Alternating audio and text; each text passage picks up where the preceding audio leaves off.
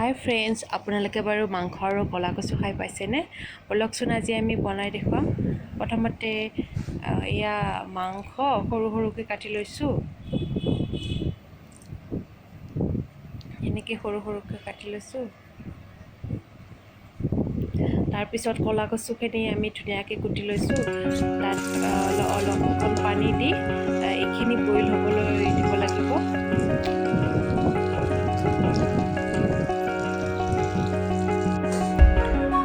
আদা, নহৰু, পিঁয়াজ, পাঁচফোৰণ, জালুক, জিৰা এইখিনি ৰেডি কৰি থৈ দিছোঁ। এয়া মোৰ কচু বইল হৈ গ'ল।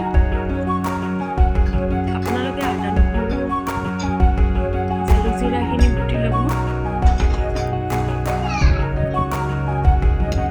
মোৰ প্ৰায় কচুখিনি বইল হৈ গৈছে ধুনীয়াকৈ। মই ইয়াতে মাংসখিনিত মিঠাতেল আৰু হালধি সানি লৈছিলোঁ।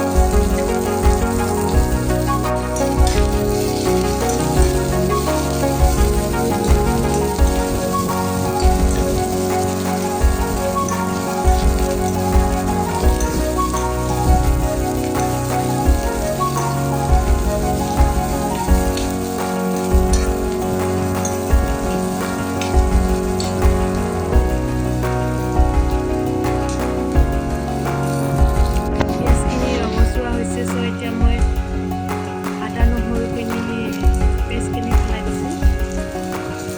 ভাজি ল'ম।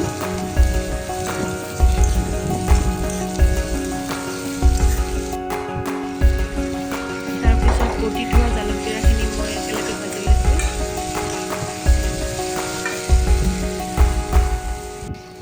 তাৰপিছত আপোনালোকে মাংসখিনি পেলাই দিব। মাংসখিনি ধুনীয়াকৈ ভাজি ল'ব, সিজিব দিব।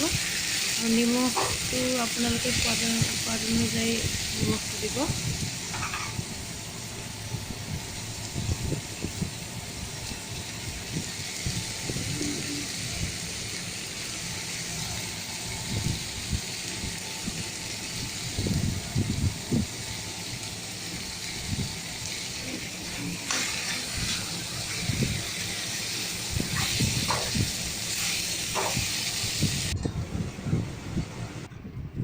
এয়া মোৰ মাংস ভাজা হৈছে, প্ৰায় সিজিছে মাংসখিনি।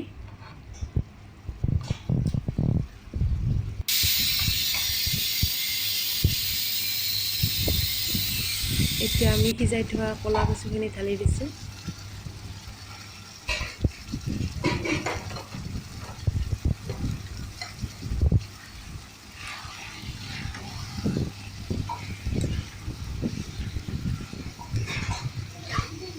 ধুনীয়াকৈ ভাজি ল'ব ক'লা কচুটো, ধুনীয়াকৈ ভাজি ল'ব। মাংসৰ লগত ধুনীয়াকৈ ভাজি ল'ব।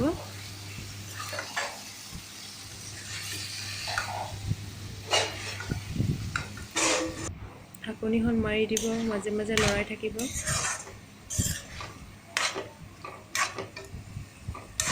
মই ইয়াতে কিনা মছলা ব্যৱহাৰ কৰা নাই, সকলোখিনি আদা নহৰুখিনিয়ে ব্যৱহাৰ কৰিছোঁ।